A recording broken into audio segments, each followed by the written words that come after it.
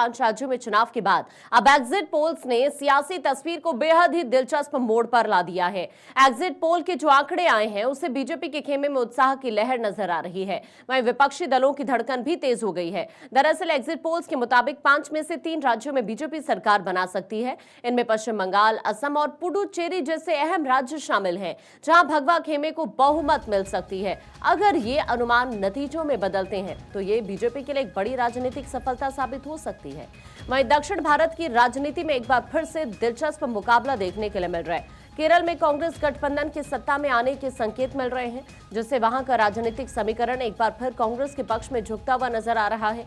उधर तमिलनाडु को लेकर एग्जिट पोल्स एक राजनीतिक ट्विस्ट इशारा कर रहे हैं। ज्यादातर एग्जिट पोल स्टालिन के पक्ष में हैं, जबकि एक नामचीन एजेंसी ने विजय की पार्टी टीवीके के पक्ष में आंकड़ा दे दिया है। कुल मिलाकर जो अभी एग्जिट पोल के अंदर तस्वीर नजर आ रही है उसके मुताबिक बीजेपी के लिए गुड न्यूज जरूर दिख रही है, अगर यही एग्जिट पोल नतीजों में कन्वर्ट होते हैं तो। और सबसे खास बात, बंगाल को लेकर बीजेपी जितनी कॉन्फिडेंट है, अभी एग्जिट पोल में तस्वीर कुछ वैसी सी ही नजर आ रही है बीजेपी के लिए। और आप देखिए, इस वक्त अगर सियासी समीकरणों को समझने की कोशिश करते हैं इन 5 ही राज्यों में, तो जाहिर सी बात है एग्जिट पोल पूरी की पूरी तस्वीर को बदलते हुए नजर आ रहे हैं। जिस तरह के आंकड़े अभी सामने आए हैं उसके बाद बीजेपी पूरी तरह से उत्साहित नजर आ रही है। और इस वक्त हमारे साथ एक खास मेहमान जुड़ रहे हैं, हर्ष दहिया, राजनीतिक विश्लेषक आप हैं। बहुत स्वागत करती हूं हर्ष जी आपका। ये जो एग्जिट पोल बता रहे हैं, ये जो तस्वीर दिख रही है एग्जिट पोल के मुताबिक इन 5 ही राज्यों की, इसका विश्लेषण आप किस तरह से कर रहे हैं? क्या लग रहा है आपको? क्या वाकई ये एग्जिट पोल नतीजों में कन्वर्ट होते हुए नजर आते हैं क्या आपको, जिस तरह की तस्वीर अभी दिख रही है?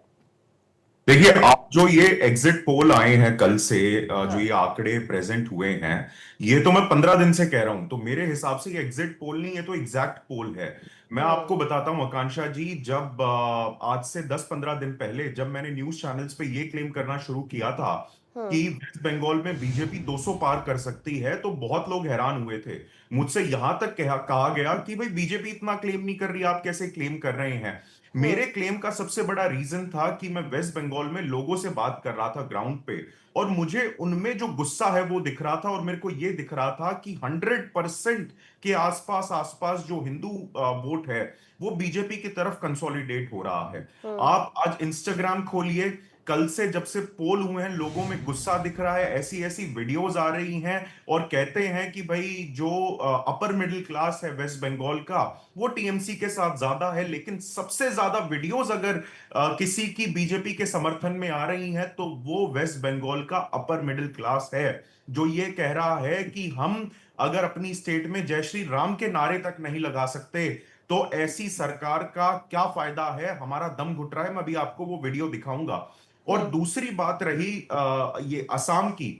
असम में तो देखिए, जो एग्जिट पोल बता रहे हैं उससे भी ज्यादा बेहतर स्थिति रहने वाली है।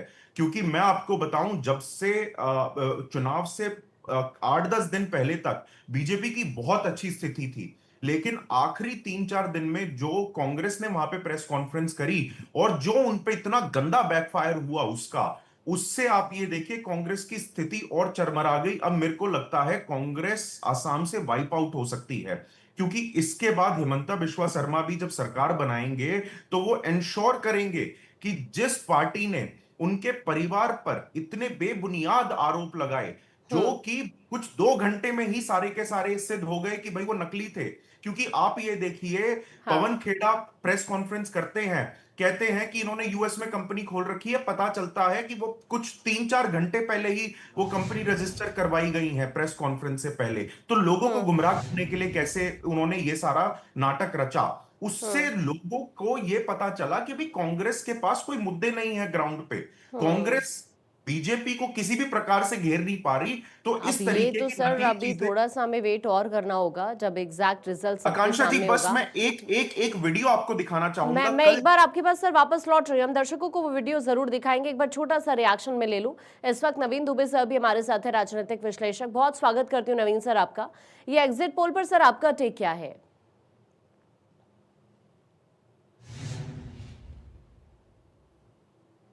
सर एक बार आप अनम्यूट कर लीजिए प्लीज। जी आकांक्षा जी, निश्चित तौर पर आसाम में तो बिल्कुल 100% श्योर हूं मैं कि वहां बीजेपी वापसी कर रही, कोई डाउट नहीं है। किसी तरीके का कोई वहां अपोजिशन इतना मजबूत नहीं था, वो स्पष्ट दिखाई दे रहा है, वह बिल्कुल भारतीय जनता पार्टी की सरकार आ रही है। लेकिन बंगाल के अंदर का फैक्टर अगर आप देखें तो मुझे कोई लॉजिक समझ में नहीं आ रहा। भले ही लोग कह रहे हैं इतनी सीटें उतनी सीटें, एग्जिट पोल बोल रहा है, कुछ भी बोल रहा हूँ, लॉजिक क्या है इसके पीछे? कौन सा कारण ऐसा है जो एकदम से बीजेपी को इतनी लैंडस्लाइड विक्ट्री की तरफ ले जाएगा, 77 सीधा 200 के आसपास? कोई चमत्कार मुझे तो नहीं समझ में आता। एक और फैक्टर है आकांक्षा जी, देखिए ऐसा है, महिलाओं को पैसे लाडली बहना में बांटे गए मध्य प्रदेश में, उसका लाभ किसको मिला? भारतीय जनता पार्टी को मिला। महाराष्ट्र में बांटे, भाजपा को लाभ मिला। बिहार में बांटे, भाजपा को लाभ मिला। झारखंड में बांटे, हेमंत सोरेन को लाभ मिला। तो जब ममता बनर्जी ने वहां पैसे बांटे महिलाओं को, तो उनको लाभ क्यों नहीं मिलना? और दूसरी चीज, जब आप एक चीज और देखिए, 2021 का जब चुनाव हुआ था तो महिलाओं का जो वोट प्रतिशत था 50% टीएमसी के साथ गया था, 37% जो वोट था वो भाजपा के साथ गया था। तब कोई इस तरीके की स्कीम नहीं थी, कोई पैसा नहीं बांटा जा रहा था। अब जब पैसा बांटा जा रहा है और 1500 रुपए प्रति महिला मिल रहा है, यानी कि 18,000 रुपए प्रति वर्ष, तो वो वोट क्यों नहीं डाइवर्ट होगा टीएमसी की तरफ? पहली चीज। दूसरी चीज एक और है कि जिस तरीके का नैरेटिव उस पूरे चुनाव में सेट किया गया, वहां कहीं मुद्दे जमीनी थे ही नहीं किसी तरीके के। आपने बंगाल में जंगल राज की बात करी, आपने बंगाल में आरजी कर की घटना की जिक्र किया, यही 2-3 चीजें चलती रही।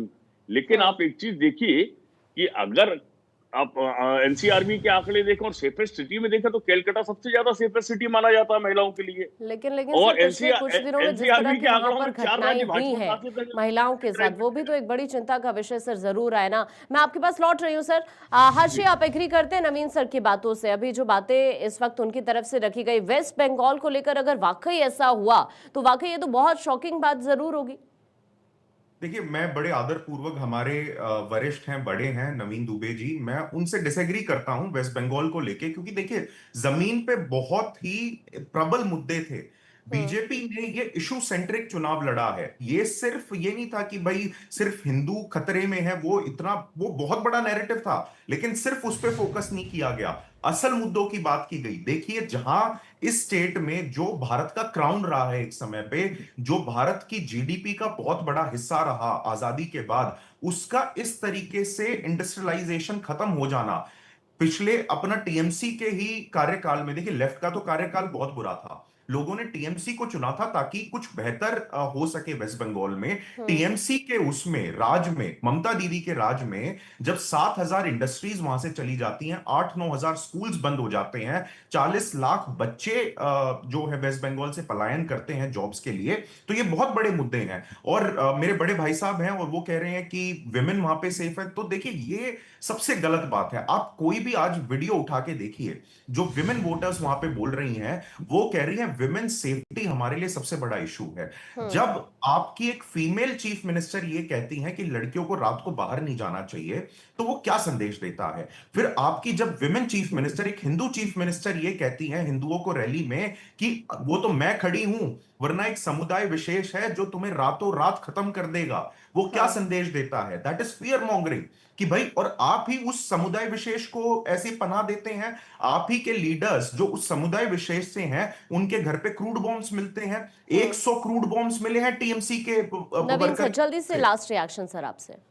नहीं, मैं तो एक ही चीज कह रहा हूँ कि ये दोनों बयानों को जो जिक्र किया गया, ये बयान कभी भी किसी ने नहीं सुने। मुझे नहीं लगता है कि भारत 24 ने वीडियोस हैं नवीन जी, सुने होंगे। वीडियोस हैं, मैं पोस्ट ठीक कर है, वो दूंगा। वीडियो भाजपा के आईटी सेल से क्या क्या जारी होते हैं वो लोग देखते हैं, हम लोग भी देखते हैं, उसकी पुष्टि नहीं कर सकते, पहली चीज। दूसरी चीज, मुझे कोई फैक्टर अभी तक ऐसा समझ में नहीं आ रहा है बंगाल में, कौन सा एक कारण कोई बता दे कि भैया ये कारण है कि भारतीय जनता पार्टी को जनता वोट करेगी, पहली चीज। दूसरी चीज एक और आती है कि प्रधानमंत्री जी वहां थे, गृह मंत्री जी थे और भाजपा के तमाम नेता थे।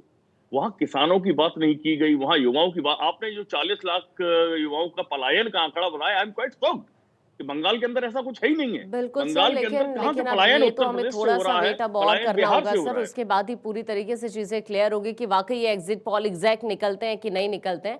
बहुत बहुत शुक्रिया आप दोनों खास मेहमानों का हमारे से जुड़ने के लिए और इस चर्चा का हिस्सा बनने के लिए।